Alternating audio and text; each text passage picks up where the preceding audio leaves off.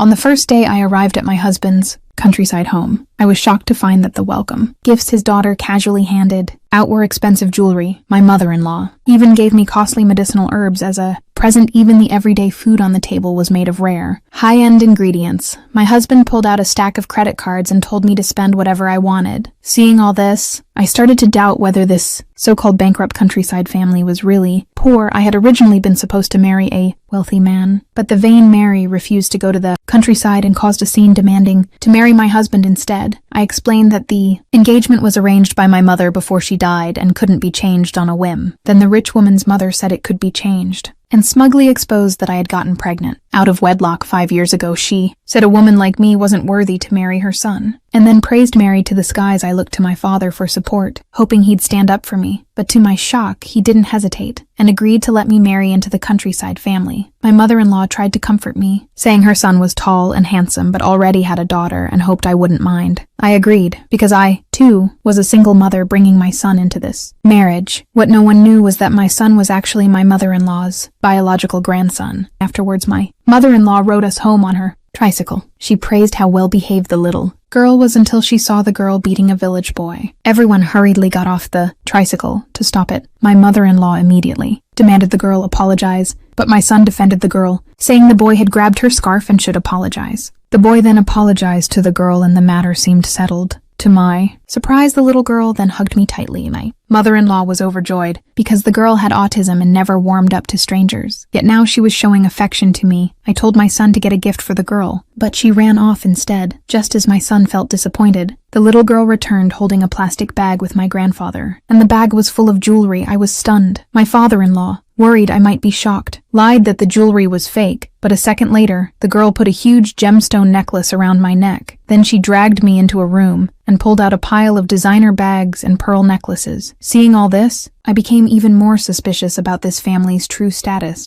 Then the man arrived home. He presented me with a welcome gift and said the jade pendant was a family heirloom. My father-in-law immediately handed me one of his paintings. When I opened it, I was stunned to find it was by an internationally renowned artist, the kind of painting that would fetch a huge price at auction. Before I could fully react, my mother-in-law produced rare medicinal herbs and several credit cards. Seeing me dazed, the man thought I didn't like it and reached into the couch to pull out a black card. When I assumed it might be empty, my mother-in-law ordered on the spot that all card pins be changed to my birthday. I felt an unprecedented sense of satisfaction and happiness.